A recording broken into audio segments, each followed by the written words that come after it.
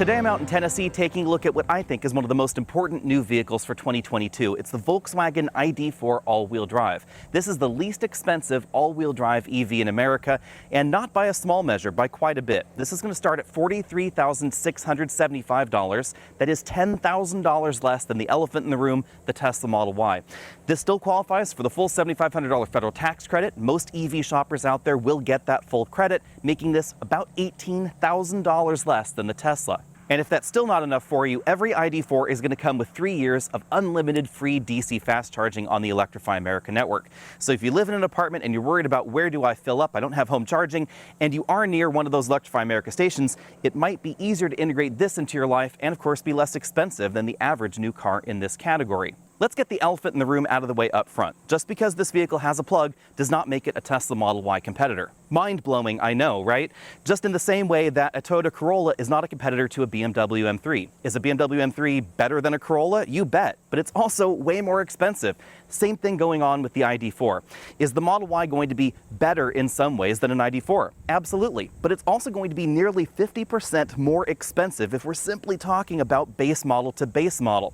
Is the Model Y going to give you a longer range? Possibly. Is it going to have perhaps a little bit more cargo room? Depends on what kind of cargo you're putting in the vehicle. Is it going to charge faster? Absolutely. But the ID.4 is going to be 18 grand less expensive. And if you're thinking to yourself, 18 grand isn't a lot of money, then just go ahead and buy the Model Y. You're not the shopper that Volkswagen is targeting with the ID.4. All in, this should be less expensive than the average new car in America. And it's going to give you about 250 miles of range, 295 horsepower, 0 to 60 in 5.4 seconds, and a lot of cargo area in the back.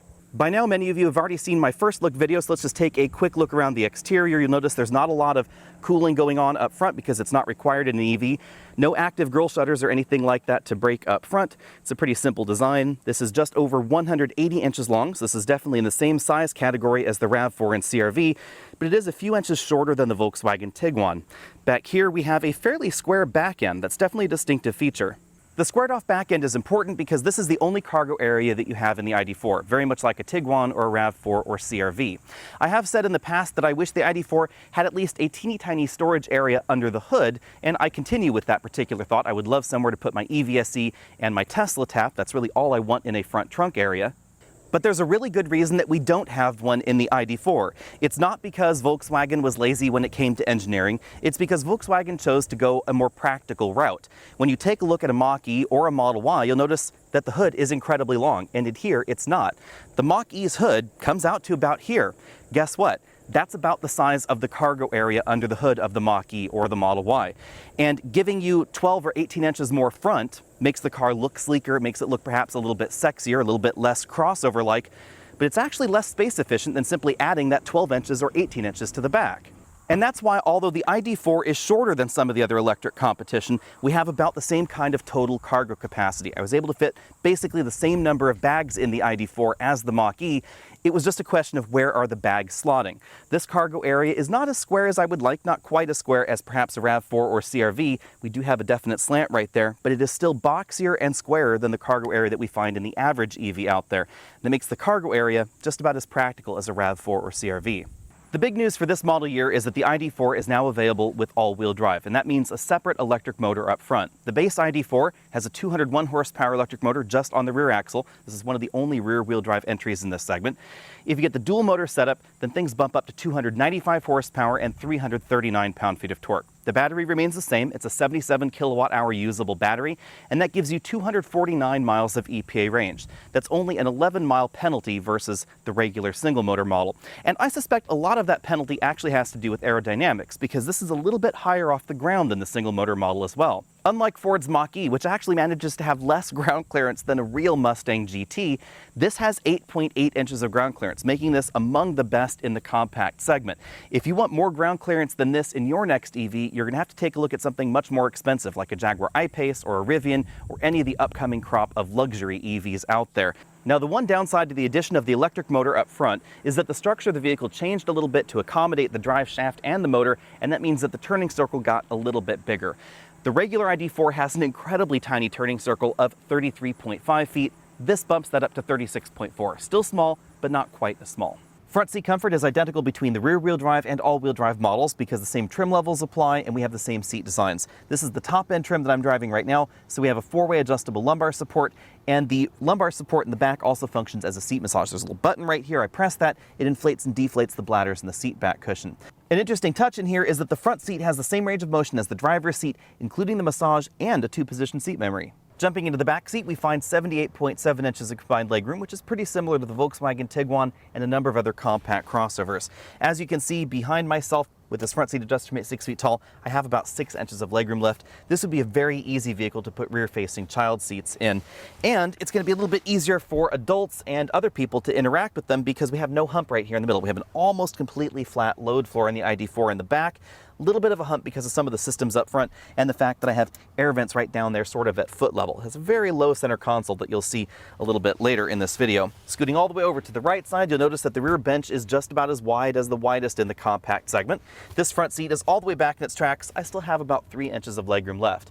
Perhaps a bit more important, though, is the headroom. Unlike some EVs that are shaped like jelly beans and have really compromised headroom, I actually have quite a bit here, even sitting in the middle, which is a little bit higher off the ground than the outboard seats. And Volkswagen isn't playing some of the same sort of interior games that we see in the Mustang Mach-E or the Polestar 2 or the Tesla lineup. We do have a big sheet of glass right here, but it has a traditional power cover on it and a traditional frame around it. So the interior is shaped very much like the average gasoline crossover.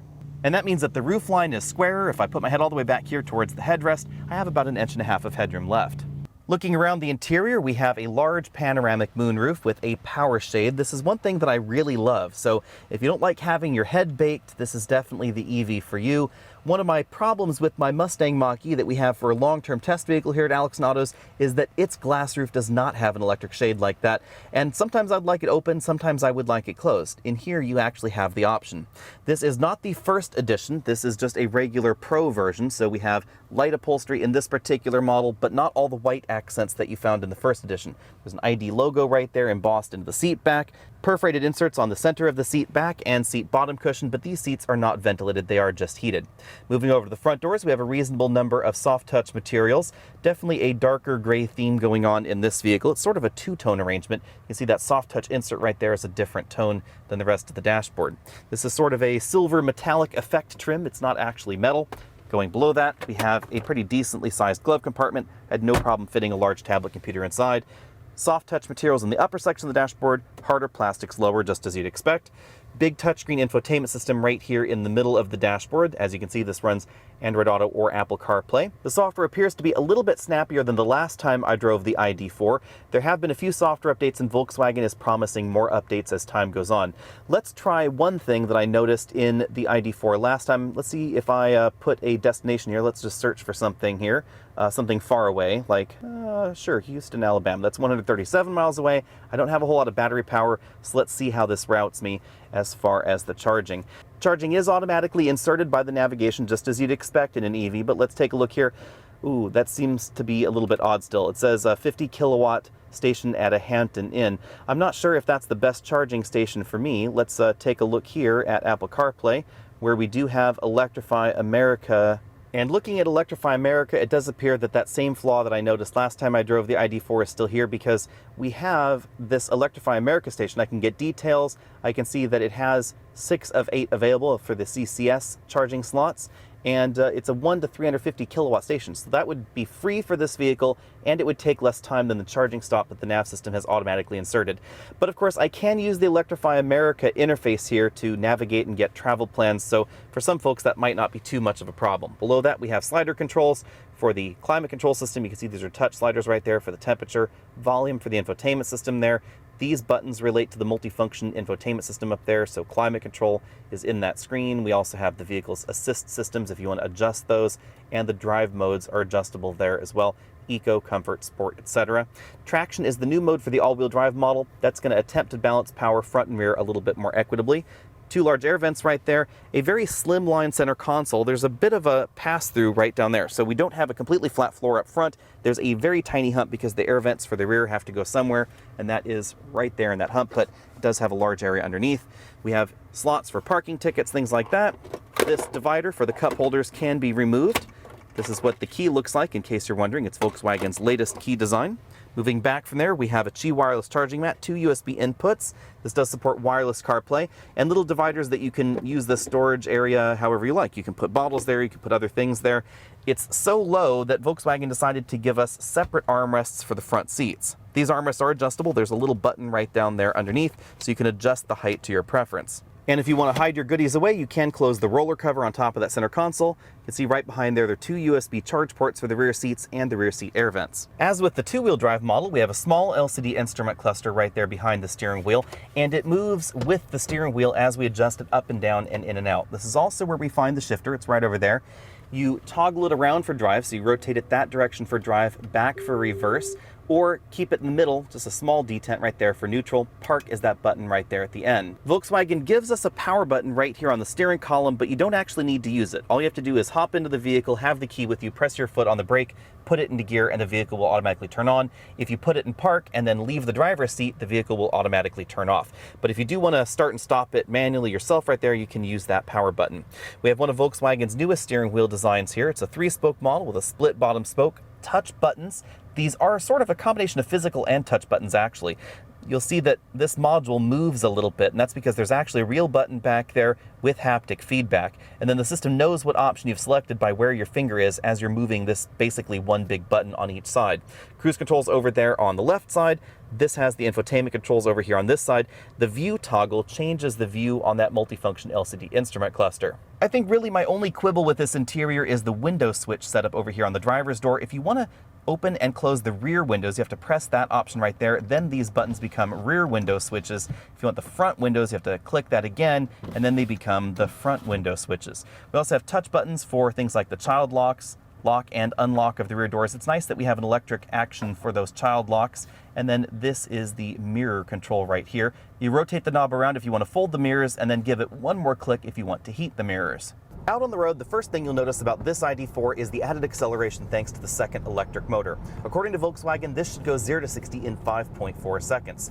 One of the interesting things about the ID.4 is that Volkswagen chose to make the single motor model rear-wheel drive, and this still has a bit more power on the rear axle. So even though this has a good balanced feel to it out on winding roads like the one that I'm on here, it definitely has a more fun power bias than you'll find in a Volkswagen Tiguan or a RAV4 or a CR-V. One interesting touch with this drivetrain is that if I come to a complete stop and then floor it, we don't get all the power immediately. Instead, it's building, and then right there at around 36 to 38 miles an hour, all the horsepower and all the torque come on the boil. Volkswagen likely does that to make the driving nature of the ID.4 more predictable and more like a mainstream crossover. On the one hand, you're not instantly thrust back in your seat like you might see in some other EVs out there, but on the other hand, this is a lot easier to drive smoothly. During my short time here in Tennessee, I haven't been able to do any braking tests with this vehicle, but I expect that the stopping distance is going to be substantially similar to the rear-wheel drive model that I last drove. Now, the one thing that is definitely different is the amount of regen that you get out of this drivetrain and the way the regen feels, and that's all thanks to the electric motor up front. Remember that the front wheels, the front tires of a vehicle, do the majority of the braking. Dynamically, that's where you want the braking to happen. And in a rear-wheel drive electric vehicle, sometimes they can feel a little bit unusual on slippery surfaces, so ice, snow, gravel, etc.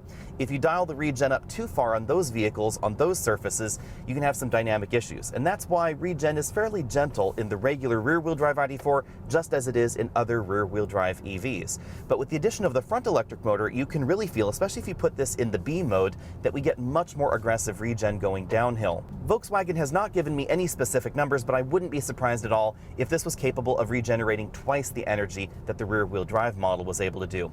And of course, this has a blended braking system, so this is going to feel a little bit different out on the road than something like a modern Tesla. If I press on the brake pedal, I'm going to get regen braking until there is no more regen ability, then it's going to engage the friction brakes. How much throttle liftoff regen we get depends on the drive mode that you're in and whether we toggle this shifter to the B position, which is going to give us more aggressive engine braking. When it comes to handling, the ID.4 does very well thanks to the low center of gravity, the fairly wide tires that we find on this vehicle. And that surprises me a little bit because the suspension in this is also quite compliant. This is a very comfortable vehicle to drive. It doesn't have that firm and bouncy feel that we find in a Model Y or a Ford Mustang Mach-E. Now, the Model Y is not exactly competition, as I said before, but obviously it's also an electric vehicle. The Mach-E, however, is direct competition to this because it's much closer in price tag.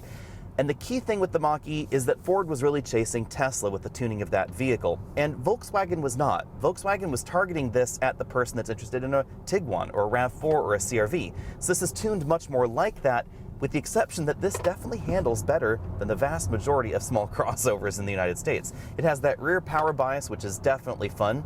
It's certainly not light. You can definitely feel the weight out on a road like this, but this handles better than you might think based on its curb weight and, of course, the ground clearance. Now, obviously, when it comes to pure grip, this is going to give up a little bit versus some of those more firmly sprung options on the right road surface, but I would be more than happy to give that up to get the better ride quality that we see in the ID.4. This is definitely much more comfortable on your daily commute. It's a little bit difficult to talk about range and efficiency because I haven't been driving this at home. However, I can say that the last time I drove the rear-wheel drive model, the efficiency was definitely impressive. And in real-world driving, you're likely going to get pretty close to the EPA score. I suspect that in the real world, the dual motor and the single motor ID.4 are actually going to be quite similar when it comes to range. The difference, according to the EPA, is just 11 miles, and you can make an 11-mile difference in any EV by just flooring it a bit too much like that, or adjusting your climate control a little bit high or a little bit low. If you were hoping that the ID.4 all-wheel drive would be the ultimate electric Golf R, then you may be a little bit disappointed. But on the other hand, if you're looking for simply one of the best small crossovers in America, that's definitely this. After having driven the ID.4 all day, don't worry, I'm not holding the camera, by the way, I noticed that when the battery is a little bit lower, you don't have access to all the power. You'll see that little power gauge right there, the blue line, it doesn't go all the way over to the right. And if I floor it, you'll notice we don't get as much power as we did when the battery is full. If you haven't already done so, be sure and hit that like button down there, the subscribe button, and of course enable your notifications, because I will have this back at home for a complete review just as soon as I possibly can. For me at least, vehicles like the ID.4 are much more important than any new modern luxury EV that's coming out on the future, or even some of the pickup trucks that we're going to see on the horizon soon. And the main reason is affordability. This is considerably less expensive for the all-wheel drive version than any other all-wheel drive EV out there. About half of mainstream crossovers like the RAV4, the CR-V, the Tiguan, etc. are sold as all-wheel drive vehicles. And with the addition of the dual motor setup in the ID.4, Volkswagen now has a competitor in the hottest segment in America, and a very affordable one at that. Depending on your tax situation, this will set you back somewhere between about $35,000, $36,000 or $43,000 if you don't qualify for any of the federal tax credit. But any way you slice it, this is much more affordable than a lot of the new EVs that we're going to be seeing out on the horizon. Obviously, everybody's tax situation varies, but this is going to be significantly less expensive than other EVs that are out there on the market with all-wheel drive. And Volkswagen is seriously committed to electrification. They have a ton of new electric models coming up. The ID.4 is going to be built right here in Tennessee, and that's why I'm out here near Chattanooga today. Starting in 2022, all ID.4s will be built right here that are sold in the United States. And the ID.4 will be built in 5 factories around the world, and Volkswagen is preparing for an onslaught of new electric models coming soon. So let me know what you think about all that down there in the comments section below. And of course, what would you buy if you were looking to spend maybe about $35,000, $36,000 after that federal tax credit? I'll see all of you next week.